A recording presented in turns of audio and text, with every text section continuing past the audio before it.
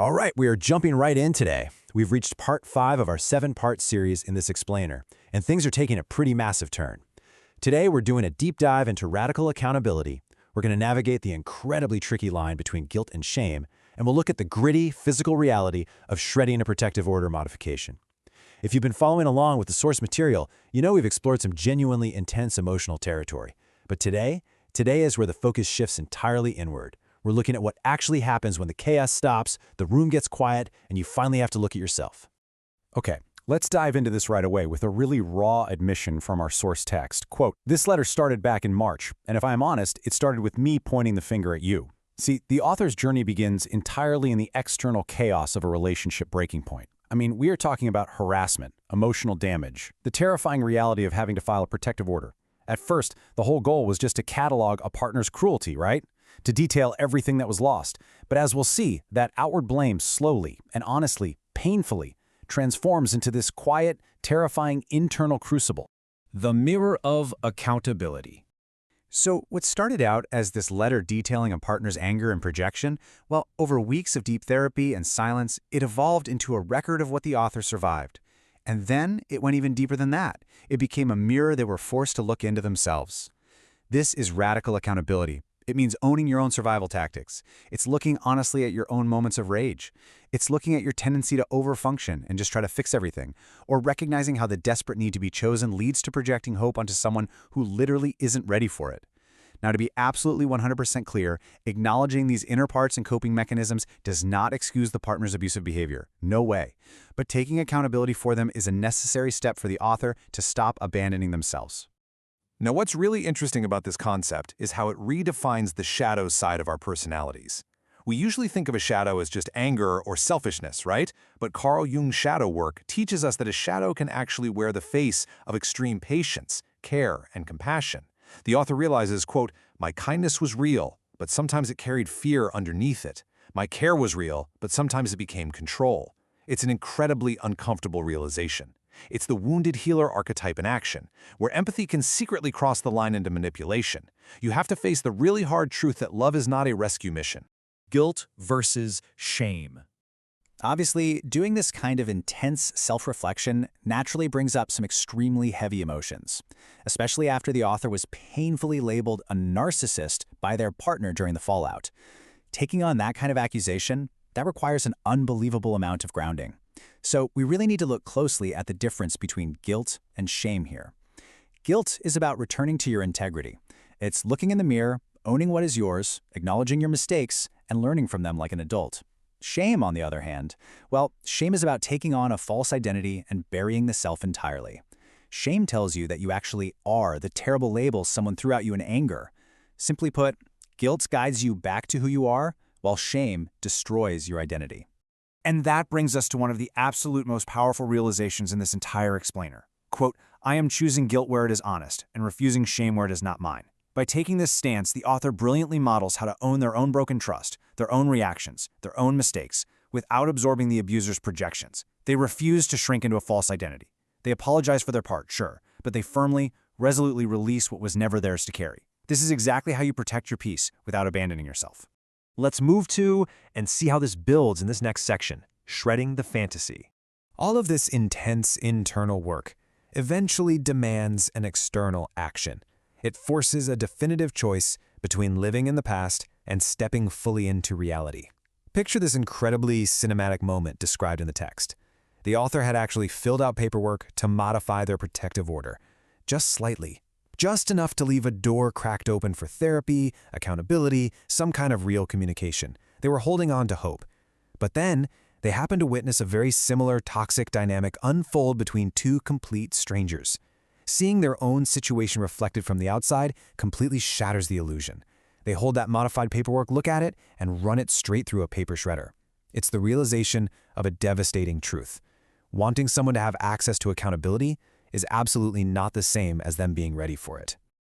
That physical action with the paper shredder perfectly encapsulates the tragic conflict of loving potential versus surviving reality. The author had been carrying this massive, heavy burden of projecting hope. They were in love with what they called the cabin version of the future, this peaceful, stable life they believed their partner was absolutely capable of building someday. But holding on to that idealized potential meant ignoring the deeply unsafe, exhausting, chaotic reality of who their partner was in the present moment. Let's read this quote together, because it is heavy. It was me finally choosing safety over the hope I kept trying to hold. It was me finally choosing reality over the possibility I wanted to believe in. Take a second to just let that sink in. That right there, that is the death of projection. It's the heartbreaking but totally necessary acceptance of the truth. You simply cannot build a future on potential alone when the present is fundamentally unsafe. So, having shredded the fantasy, having faced the mirror head-on, we have to ask a critical question as we look forward. What is the only non-negotiable boundary? How do you actually protect yourself going forward without just building 1,000 different walls around your heart? The boundary of truth. And this brilliantly illustrates the answer. This boundary of truth is the absolute new roadmap for the author's life moving forward. No more managing chaos, no more creating 1,000 tiny rules just to keep the peace. The ultimate line in the sand is simply the cold, hard, whole truth. If a situation or a relationship requires denial, distortion, or self-abandonment to survive, they just can't live there anymore. Remember how the letter started, pointing the finger outward at the partner? But if you literally point a finger forward right now, you'll notice that 3 of your fingers naturally curl under and point right back at you. Those 3 fingers pointing back, they represent the author's own hidden exiles, the wounded younger parts, the fixers, the overgivers, the parts that learned early on that love had to be earned. The external conflict was always just mirroring those internal wounds that desperately needed to be brought into the light and healed.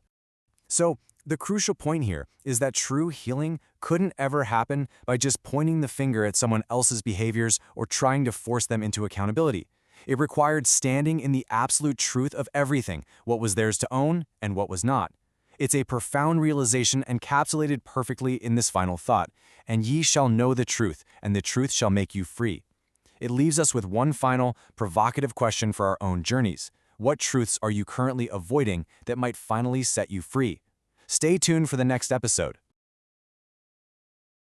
Usually, when we talk about like a medical diagnosis, there's this expectation of absolute precision, right? It's kind of like engineering. Oh, totally. Yeah, it's very clear-cut. Right. You break your arm, you go into the clinic, and the x-ray shows that jagged, glowing white line on the monitor, and the doctor just, points a pen at it and says, there it is, that's the problem. Exactly. Here's the break. Yeah. You cast it, you heal it, and you move on. It's an objective reality. I mean, it's the relief of the visible. We are biologically wired to crave that kind of categorization. Because if we can name the threat, we can neutralize it. But the moment you step into the world of, neurodevelopment, trauma, complex relationship dynamics, that x-ray machine just completely shatters. It really does. It goes out the window. You are suddenly navigating a diagnostic landscape that is incredibly murky. Yeah.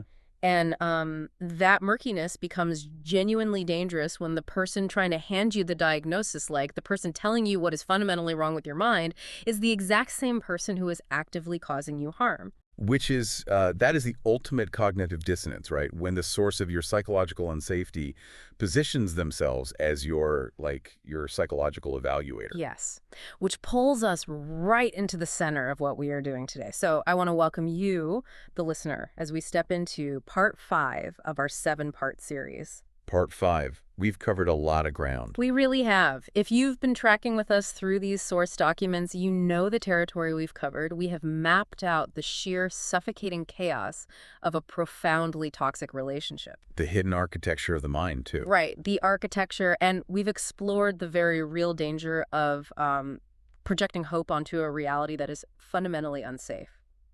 But today, we reach the crucible. The turning point. Exactly. The mission today is to explore the terrifying, grueling, but honestly entirely liberating act of looking in the mirror, especially when the person holding that mirror up is the one who hurt you the most. It marks a massive structural shift in the narrative of survival here. Because, up until this point in the documents we're analyzing, the focus has been almost entirely outward. Yeah, totally outward. Right. It's been a catalog of threat assessment. Right. Like, what is the partner doing? How is the partner reacting? How do I survive the partner? So I have a question for you, listening right now. No. Have you ever been handed a deeply unfair label by someone who's hurting you? Like someone who's totally out of line, but underneath your immediate justified outrage, you found a tiny microscopic grain of truth in that label that you just couldn't ignore. That right there, that is the threshold of radical accountability. It really is. And it requires a level of emotional endurance that goes against, well, pretty much every survival instinct we possess. It's brutal work, and I think that sets the stage perfectly for the specific text we are diving into today, because we are looking at a raw, incredibly vulnerable letter written by a survivor of emotional chaos. Very raw. I mean, this is an author who literally had to take out a protective order to survive the harassment, the rage, and the unpredictable cruelty of their partner. So pointing the finger outward would be entirely justified. Oh, 100%. Society would hand them a free pass to do exactly that. You're the victim, they're the abuser, end of story. Right. But instead, the author decides to undergo this grueling self-examination. And real quick, before we get into the mechanics of how they actually do this, I want to explicitly state that out of deep respect for the intensely personal nature of these source documents, we are using absolutely no names during this deep dive. Which I think serves the listener better anyway, obviously. Yeah. Do you think so? Definitely. The specific identities are kind of irrelevant because the dynamics described in this letter, they're a universal human blueprint. Right. It's about the patterns. Exactly. We are looking at the anatomy of how a person stops being a victim of their environment and actually starts becoming the architect of their own reality. Okay, so let's unpack the inciting incident of this letter, because the catalyst for this entire phase of the author's healing is jarring, like really jarring. It's a shock to the system. Yeah. So in the midst of the chaos, the fear, the legal maneuverings of this protective order, the partner throws a clinical word at the author. The partner labels the author a narcissist. Oof. Okay, we have to freeze that moment and look at the nervous system's automatic response there. Please do, because it's wild. Right. So when someone who is abusing you, someone you are literally utilizing the court system to stay away from, projects a psychiatric label onto you, the biological imperative is unequivocal rejection. Your defense mechanisms are designed to instantly build a wall. Obviously. I mean, any rational person would think, are you kidding me? You're the one screaming at 2 in the morning. You're the one tearing my life apart, and you're calling me the narcissist. That is pure delusion. It is the textbook definition of projection, which often acts as the primary engine of gaslighting, really. Well, when an abuser projects their own toxic traits onto a target, they're essentially trying to offload their internal shame. And psychologically, rejecting that label is necessary for the target's survival. The target's ego steps in and acts as a shield, saying, I am the innocent party here. I am the victim. I am pure. But here's where the author pivots in a way that genuinely shocked me. When I read it, they have that initial wave of disgust and rejection, right? Dismissing the word as an angry slur. But then they don't just throw it in the trash. No, they don't. They sit with it. They actually go out and get a book, specifically a book called Self-Aware Narcissism, and they stare into the mirror. It's a staggering display of cognitive flexibility. I mean, to sit in the wreckage of a life you barely escaped and voluntarily interrogate yourself using the exact weapon your abuser just tried to stab you with, that's incredible. But wait, I really have to push back on this for a second, because I am putting myself in the shoes of someone listening who might be in a toxic dynamic right now. Isn't this incredibly dangerous? It can be. Right. Because if you are a victim of abuse and you start accepting toxic labels from the person abusing you, doesn't that just complete the gaslighting cycle? Doesn't it validate their twisted version of reality and make you think the abuse is your fault? Yes, that is the exact trap. And distinguishing between falling into that trap and what the author actually did, it requires looking closely at the mechanics of identity. There's a massive fundamental difference between absorbing a false identity and extracting data. Extracting data. Okay, walk me through how that actually functions in real time. Well, if the author had absorbed the false identity, the internal monologue would sound like this. They are right. I am a narcissist. Everything is my fault. My pain is irrelevant.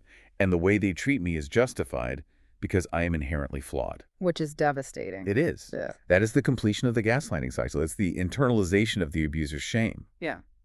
But extracting data, that operates on a completely different frequency.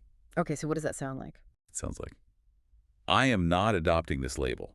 You do not have the authority to define my core self. However, I am going to look at the behavioral data this word points to. Are there mechanisms in my own behavior, like blind spots, defensive postures, that maybe vaguely resemble these traits? Ah, I see. And the author writes about this explicitly. They say, not because I believe the whole label belongs to me, but because there were pieces that made me stop. Pieces where I could see how ego, validation, control, and defensiveness can show up in people who are hurting. Exactly. They are stripping the emotional venom out of the word and looking solely at the behavioral patterns it implies. They are refusing to let their ego protect their shame. That's a great way to phrase it. Because the ego's favorite trick is to insist that victimhood equals absolute purity. The ego says, if they are 100% wrong, I must be 100% blameless in every single interaction we've ever had. Which is almost never the case. Right. Self-awareness begins when you realize you can be profoundly victimized by someone and still have your own toxic behavioral loops running in the background. Man, and the questions the author forces themselves to answer while reading this book on narcissism are they're gut-wrenching. I want to read a few of them from the text because I honestly think they apply to literally every human being. Go for it. So the author asks, where do I defend instead of listen? Which is the primary reflex of an overwhelmed nervous system. Right. When your amygdala perceives a threat, even an emotional one listening feels like an evolutionary disadvantage. It feels like surrendering your throat to a predator. Defending is an active mobilization, It feels like survival. That makes so much sense. It's not malice, it's just sheer survival panic. Yeah. Okay, then they ask, where do I seek validation instead of connection? Ooh, that distinction right there changes everything about how we view relationship. Break that down for me. Validation versus connection. Okay, so connection requires mutual vulnerability. It is a shared space where both people are allowed to be flawed. Validation, on the other hand, is a one-way street. Validation requires someone to reflect back to you that you are right, that you are good, that you are justified. If you are terrified of your own flaws, you won't seek connection, because connection might expose them. You will compulsively seek validation just to keep your armor intact. Wow. Okay, and then there's this last question, which I think is probably the hardest to swallow out of all of them. Where do I confuse my good intentions with my harmful impact? Oh, yeah. We all use our intentions as an alibi, every single one of us. Totally. But I meant well. Exactly. If your intent is to fix a situation, you naturally feel immune to accountability for the damage your fixing caused. But intentions are invisible to everyone but you. Impact is the reality the other person actually has to live in. So what does this all mean for you, listening right now? Think about how often we weaponize our own pain. We tell ourselves, because I am hurting, my reactions are justified. We use the fact that we were wronged as a shield to deflect any accountability for our own behavior. Pain explains behavior, yes. But it does not excuse impact. The author is modeling the terrifying realization that you can be bleeding from a wound someone else gave you and still be completely responsible for the blood you were dripping all over the carpet. That is such a visceral image, responsible for the blood you're dripping on the carpet. Which brings us to a concept in the text that honestly completely flipped my understanding of what it means to be a good supportive partner. The author starts examining the shadow side of kindness. Yes, we're entering Jungian territory here. Yeah.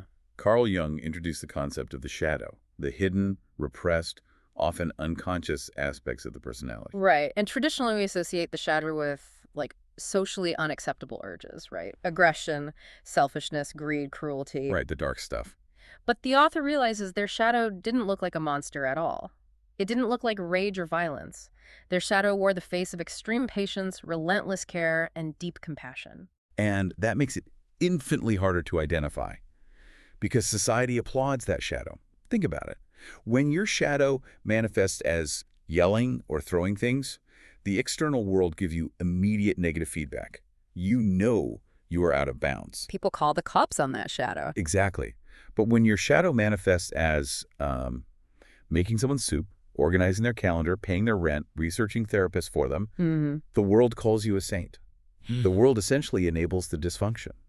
Okay, I am struggling with this a bit, and I know someone listening is too. If I'm helping my partner pay their bills, or I spend 3 hours helping a friend redo their resume because they are really struggling, Yeah. how is that toxic? Where is the line between genuine loving support and this shadow you're talking about? Because framing kindness as a shadow feels like a really dangerous tightrope. We don't want to tell people to just stop helping each other. No, of course not. It comes down to the underlying contract of the behavior. Genuine support is given freely with zero attachment to the outcome. If you help your friend with their resume and they decide not to apply for the job, genuine support says, okay, well, I'm here if you change your mind. The shadow side of support, which is actually disguised control, attaches a condition to the help. If they don't apply for the job, you feel deeply resentful or betrayed or anxious. The author writes brilliantly about this realization. They say their compassion had actually morphed into pressure. Let me try to put an analogy to this, because it feels like a transaction that the other person never actually agreed to. It's like, okay, imagine I take you out to a massively expensive multi-course dinner because I know you're broke and having a hard week. Okay, I'm tracking. I pay for the meal. Hey. On the surface, pure generosity, right? But then, when the waiter comes, I insist on ordering your food for you because, I read a book on nutrition and I know what your body needs. Oh, I see where this is going. Right. And when the food arrives, I sit across the table watching you eat. I tell you how to cut the meat. I tell you to chew slower. And if you don't look grateful enough, or if you leave 2 bites of asparagus on the plate, I sigh heavily and just look so disappointed in you. That perfectly captures the mechanism. It is transactional safety. Because on paper, I gave you a gift, I paid for the meal, I'm the hero of the story. But underneath, I didn't give you a meal, I purchased the right to manage your life. Yes. You bought equity in their autonomy. And in psychological frameworks, this dynamic is heavily tied to the archetype of the wounded healer. The author articulates this beautifully in the text. They say, the wounded healer in me wanted to become medicine for wounds that were never mine to heal. That is so poetic, but so tragic. Why do we do that? Why do we try to become medicine for someone else? Usually it originates from early developmental trauma. If you grew up in an environment where you were only valued for what you could provide, like if your worth was tied to being the good kid, the fixer, the one who regulated the emotional temperature of the entire house. Which so many of us do. So many. You learn that usefulness equals safety. If you are useful, you will not be abandoned. So in adulthood, you subconsciously seek out chaotic or broken partners. Because if they are broken, you can be useful. Exactly. You find someone with deep, gaping wounds, and you think, if I can fix them, it proves my love is powerful. It proves I am indispensable, therefore I am safe. But it's a projection. You aren't actually loving the human being sitting in front of you. You're using them as a renovation project to soothe your own internal terror of being unworthy. Wow. That hits so hard. The author states it with this devastating clarity. Seeing someone's wound does not make me responsible for healing it. How many decades of our lives, how many marriages, how many friendships have we entirely sacrificed because we didn't understand the boundary in that single sentence? It is a boundary violation masquerading as empathy. And we really have to examine the impact this has on the partner, too. Because while the author was undoubtedly suffering from the partner's chaotic, abusive behavior, the author's shadow kindness was inflicting its own distinct brand of damage. Right. The text talks about the cost of this hope projection. The author realizes they were holding the partner to this relentless, invisible standard of potential. They were projecting a fully healed, idealized version of the partner onto the messy, current reality. Which creates an impossible environment for the partner. The author writes, "It may have made my love feel like it came with a quiet expectation to become more, heal faster, grow faster. I can see how my fixing may have felt like criticism." Imagine being on the receiving end of that. Like, even if you know you're struggling, even if your behavior is objectively terrible, being constantly measured against a theoretical, perfect, future version of yourself is exhausting. It's suffocating. It makes you feel like you are never actually seen. You aren't a partner. You are a construction site. Yeah. And the project manager is always disappointed that you are behind schedule. It breeds profound resentment. Because the underlying message of that kind of fixing is, you are fundamentally unacceptable exactly as you are right now. So the author sees all of this. They see the control hiding inside their kindness. They see the pressure hiding inside their hope. And knowing this, seeing this ugly truth about themselves, what do? They pivot to action. They apologize. Which is huge. But as I read the actual text of this apology, I realized I was looking at something I rarely see in real life. It is an absolute masterclass in the anatomy of a clean apology. Clean apologies are unicorns in human communication. They almost don't exist. Almost all of our apologies are dirty. They are laced with self-defense. Oh, yeah. I'm sorry I yelled, but you were driving me crazy and I barely slept last night. Exactly. The word "but" functions as an eraser. It deletes everything that came before it and turns the apology into a disguised accusation. But the author removes the eraser. They take full, unmitigated accountability for stepping out of the relationship and breaking trust. And what fascinated me is how they framed it. The author explicitly refuses to use their own exhaustion or the partner's abuse as a caveat. The exact quote is vital here, I think. They say, "I am not using my emotional state, my pain, my loneliness, or where I was mentally at the time as an excuse." That is staggering. They are validating the partner's pain without minimizing it through the lens of their own trauma. They just own it. They acknowledge that their actions triggered the partner's deepest, oldest wounds of abandonment. This is the dismantling of the ego in real time. The author is refusing to play the game of competitive suffering, where one person's pain cancels out the other's. They are holding two conflicting truths simultaneously. Your behavior was deeply abusive and required a protective order, and my behavior deeply betrayed you and caused you profound pain. And it isn't just the betrayal of trust they own up to, either. They take accountability for their own aggression. I was reading this section where they admit to moments of pure rage, fighting fire with fire, and mirroring back the exact chaos they were trying to escape. Yeah, that part was intense. It was, and I had to stop and reread it because we usually view the victim's anger as purely reactive and therefore blameless. This is where we need to layer in the Internal Family Systems Framework, or IFS, which the text leans on heavily. To understand why the author erupted into rage, we have to look at how the psyche fractures to protect itself. In IFS, the mind is not a single monolithic entity. It is an ecosystem of different parts. Right. We've touched on this earlier in the series, but let's refresh it. We have the exiles and the protectors. Yes. So the exiles are the deeply vulnerable, usually very young parts of ourselves that carry our original traumas. The memories of being abandoned, the sensation of being utterly unlovable, the terror of isolation. Because feeling those emotions is physically agonizing, the mind develops protectors. Okay. The protectors are essentially the psychological immune system.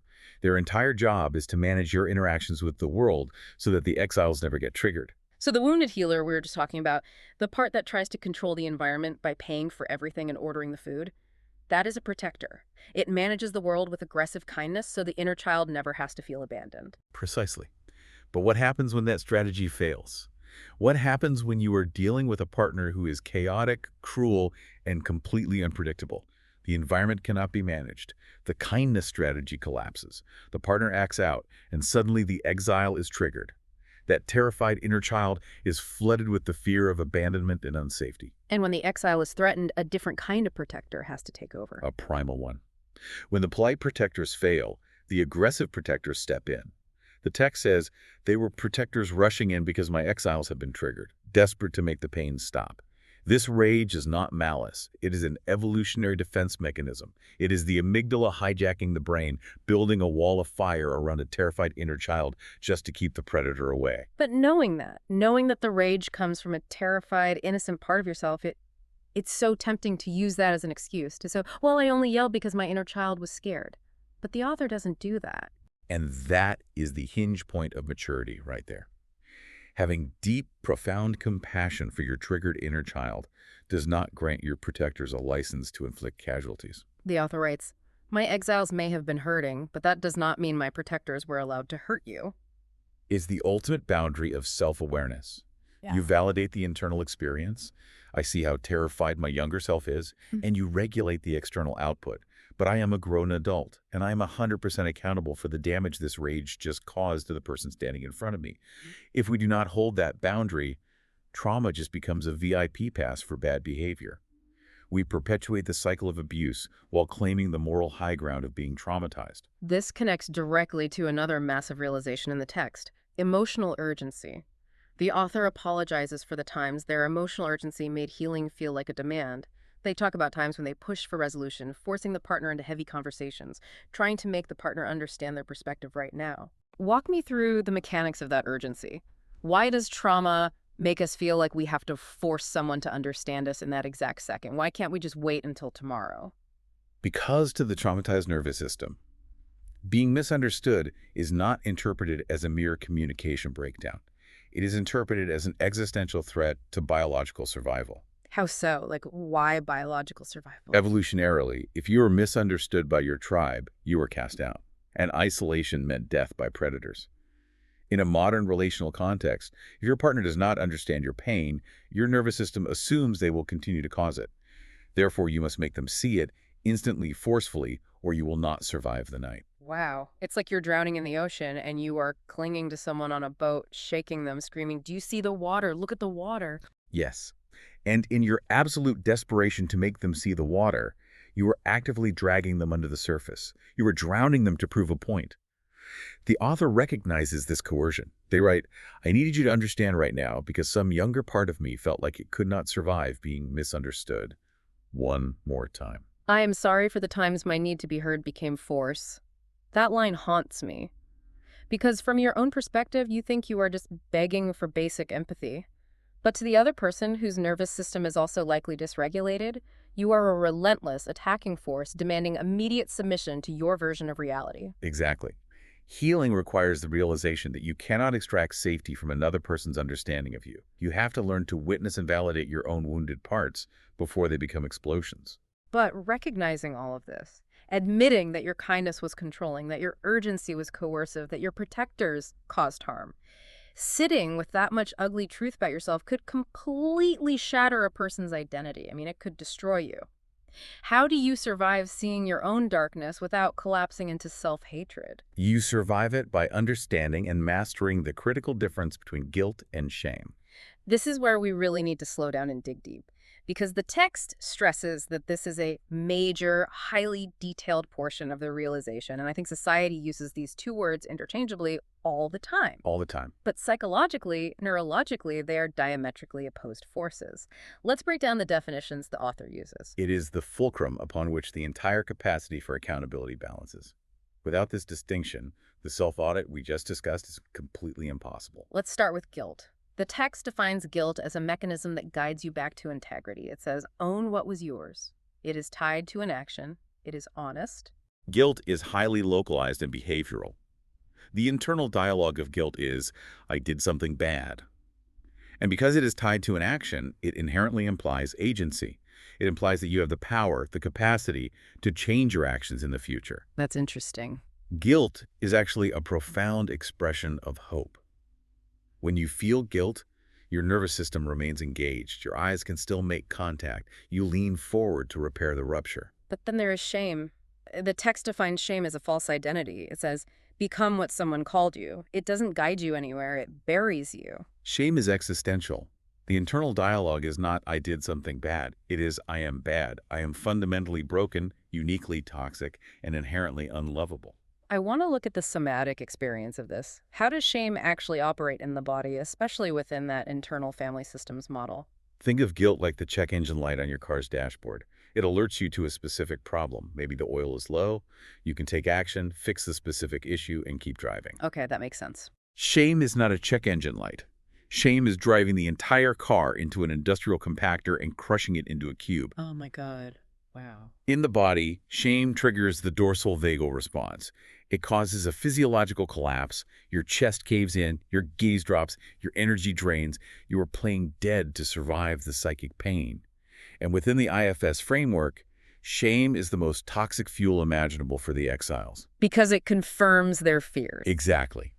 When you experience shame, you are confirming the absolute worst fears of those wounded inner children, that they do not deserve to exist. And if the exiles believe they don't deserve to exist, what do the protectors do? The protectors lose their minds. The system goes into absolute overdrive. If you believe you are fundamentally a monster, your protectors have to work 1,000 times harder to hide that truth from the world. You become hyper-defensive. You project blame onto everyone else. You gaslight, you attack, you numb out with addictions. It's a vicious cycle. Shame guarantees that toxic behavior will continue because it creates an internal environment of absolute terror. You cannot learn or grow when you believe you are defective at your core. So if I feel guilt about snapping at my friend, I can apologize, repair the relationship, and research ways to regulate my stress. Right. But if I feel shame, if I believe I'm just a toxic, abusive person destined to ruin every relationship I touch, then apologizing feels like a death sentence. It feels like confirming my own worthlessness. So instead of apologizing, I'll convince myself my friend deserved to be snapped at just to avoid feeling that crushing shame. Which perfectly maps onto the dynamic the author was witnessing in their partner. The abuser cannot sit with accountability because the underlying shame is too vast, too annihilating to process. This makes the author's declaration in the text one of the most revolutionary acts of self-preservation I've ever read. They state, I am choosing guilt where it is honest and refusing shame where it is not mine. That sentence is the sound of a generational trauma cycle breaking. Choosing guilt where it is honest and refusing shame where it is not mine? I want you, the listener, to pause and map this onto your own life. Think about your internal monologue the next time you mess up. You miss a major deadline at work, you lose your temper with your kids, you repeat a bad habit in your relationship. Pay attention to the voice in your head. Is it guilt or is it shame? Right. Is it utilizing guilt to course correct? I need to fix this. I can do better tomorrow. Or are you drowning yourself in the compactor of shame? I'm a fraud. I ruin everything. I am exactly like my father. If you do not actively learn how to separate those two frequencies, you are trapped. You will either avoid all accountability by blaming others to escape the pain of shame, or you will absorb everyone else's toxic behavior and abuse because you fundamentally believe you deserve it. The author writes, I can be sorry for what was mine without becoming responsible for what was not. It is walking the razor's edge of true accountability. And walking that edge requires an anchor in reality. Because, psychological insights are beautiful in a journal, but they have to survive contact with the real world. Which leads us to an incredibly cinematic, visceral moment in the text where this internal work physically manifests. Yes. This part is fascinating. Let's set the scene for this because the tension here is palpable. The author has done all this grueling internal auditing. They've recognized their shadow. They've drafted the clean apology. They understand guilt versus shame. But they are still holding on to a tiny, stubborn sliver of hope. Physically holding it. Literally. They are standing there with legal paperwork in their hands, paperwork designed to modify the protective order against the partner. We have to analyze the motive behind this paperwork. Yeah. The author isn't trying to dissolve the protective order completely and invite the chaos back into their living room. They're attempting a highly controlled compromise. Like negotiating with it. Yeah. They're trying to legally leave a door cracked open with strict parameters, maybe allowing contact only for joint therapy, or highly structured communication centered strictly around accountability. It is the absolute final gasp of the fixer part, isn't it? The wounded healer part is saying, okay, the house burned down, but if I just engineer these new legal boundaries perfectly, if I build a fireproof box, maybe I can still save the potential of what this relationship could have been. It is the intellect trying to negotiate with chaos. Yeah. It's the belief that if you just find the right combination of rules, you can manage another person's pathology. But the universe, or coincidence, or whatever you want to call it, intervenes. The timing detailed in the text is just staggering. Right before the author files this modified paperwork with the court, they witness an event. They are out in the wild, completely separate from their own situation, and they watch another couple's dynamic unfold in real time. When the internal mirror isn't quite enough to break the delusion, reality provides an external one. Break down the scene for us. What exactly does the author witness? Okay, so the author observes two strangers. One person is completely shattered. They are crying, deeply dysregulated, visibly vibrating with confusion. They're just standing in the emotional wreckage of an aggressive outburst that just occurred. And the other person? The other person, the one who clearly caused the wreckage, they are entirely calm, chillingly calm. They are actively controlling the narrative in real time, subtly smearing the person who is crying, explaining the reaction away to onlookers, and flawlessly adopting the posture of the patient victim who is just trying to deal with a crazy partner. Oh man, it gives me chills. Because the author writes about this visceral, full-body realization. They stand there watching these two strangers, and the aha moment hits them like a freight train. The author realizes, this is what our relationship looked like to everyone else. It shatters the delusion of uniqueness. When you are deeply embedded in a toxic dynamic, you convince yourself that your situation is uniquely complex. You think, oh, no one understands our special bond or nuanced struggles. Our love is different. Exactly. But when you are forced to watch the exact same mechanics play out between two strangers, stripped of your own emotional attachments and history, you realize it's not special. It's just the textbook mechanical anatomy of abuse. It was an external mirror reflecting the exact chaos the author was trying to manage with those modified court documents. The author saw the confusion, the fear, the public humiliation. They write this devastating line, I saw what it looks like when love gets twisted into survival. That visual is the antidote to potential. You cannot unsee the reality of the machinery once it's exposed like that. Because what happens next is definitive. We reach section 6. The shredder. The author takes that modified protective order paperwork, the carefully engineered documents that would have cracked the door back open, the last physical manifestation of their hope, and they run it through a paper shredder. We really need to unpack the psychological weight of the shredder, because the text is fiercely specific about what this action was not. Right. It was not a dramatic act of revenge. It was not a punishment designed to make the partner suffer. It wasn't done in a fit of rage. It was a surrender, the ultimate surrender of the fantasy. The quote from the text is just stunning. I want to read it slowly. It was me finally choosing safety over the hope I kept trying to hold. It was me finally choosing reality over the possibility I wanted to believe in. It was me finally choosing the lesson instead of the fantasy. That is the death of the wounded healer's agenda. The author finally accepts the hardest truth of human relationships. You cannot love someone into readiness. You cannot engineer their healing from the outside. And there's this brilliant insight that emerges regarding the illusion of accountability, the author realizes. Wanting someone to have access to accountability, providing them the perfect opportunity to take it, is not the same thing as them actually being ready for it. We constantly project our own readiness onto others. We think, well, I am ready to heal, so if I just provide the perfect environment for them, a modified court order, a brilliant couples therapist, a calm, non-judgmental conversation, they will naturally step up and take accountability. But they don't. But readiness is a locked door that only opens from the inside. You can build the most beautiful porch in the world, but you cannot force them to walk out the door. You can't leave a door open for a ghost. You can't hold space and dedicate your actual finite life to a theoretical version of a person that does not currently exist in reality. Which brings the author to the ultimate conclusion of this phase of their journey, the final evolution of their boundary system. Yes, the non-negotiable boundary. Because previously, the author tried to manage the chaos with 1,000 little walls. Complex rules, modified court orders, walking on eggshells, monitoring their tone. But after the shredder, the author establishes a single immovable boundary. Truth. Truth is the boundary. Truth is the line. Truth is the standard. The author writes, if something requires denial, I cannot live there. If something requires distortion, if something requires me to shrink, silence myself, twist reality, excuse harm, or betray my own healing, I cannot live there. It simplifies the entire architecture of survival. You no longer have to endlessly calculate and manage the other person's behavior, mood swings, or delusions.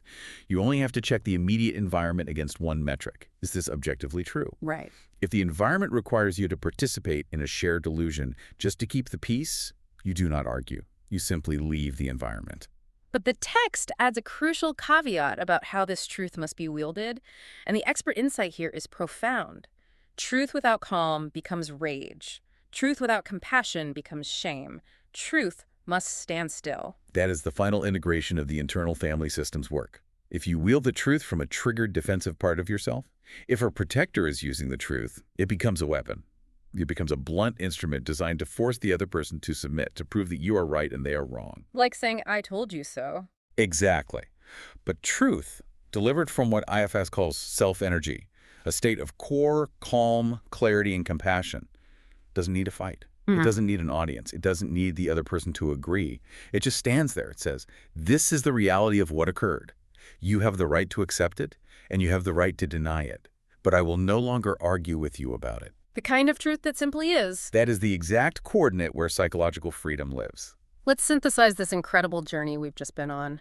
We started this deep dive looking at an author who was holding a raw, painful letter, pointing the finger squarely at a partner who had caused them immense chaos, fear, and legal turmoil. A pointing of the finger that was objectively and legally completely justified. Completely justified. But the true healing, the profound, life-altering structural shift, only began when the author realized that by pointing that index finger outward, there were 3 fingers secretly and silently pointing back at themselves. The inescapable mirror of the self. Radical accountability isn't about taking the blame for someone else's abuse. It is never about absorbing their shame or excusing their harm. It is about having the terrifying courage to look at those 3 fingers pointing back and asking the hard questions. What did I bring to this dynamic? Where did my desperate hope become immense pressure? Where did my caretaking morph into covert control? Where did my own unresolved historical wounds keep me tethered to a reality that was actively destroying my life? It's about cleaning your side of the street so thoroughly, so meticulously, that chaos can no longer find a psychological foothold in your life. You systematically remove the internal hooks, the need to fix, the need for external validation, the fear of abandonment that allowed the toxic dynamic to latch onto you in the first place. It is grueling, exhausting, ego-shattering work. But as this letter proves, as the shredded documents prove, it is the only way out of the room full of glass. It is the only path that doesn't lead back to where you started. So, I want to leave you, listening right now, with a final thought to chew on. Think about the last time you were in a deeply toxic conflict. Maybe it was a bad breakup, a massive falling out with a childhood friend, or a repeating clash with a family member. It is so easy to build an airtight case against them. You probably have the receipts to prove they were wrong. We all do. But if you stopped pointing the finger outward for just a single moment, what are the 3 fingers pointing back at you trying to show you about your own hidden wounds? What shadow is operating quietly in the background of your own good intentions? Are you brave enough to look at that reflection? That is the question that decides the rest of your life. Stay tuned for the next episode.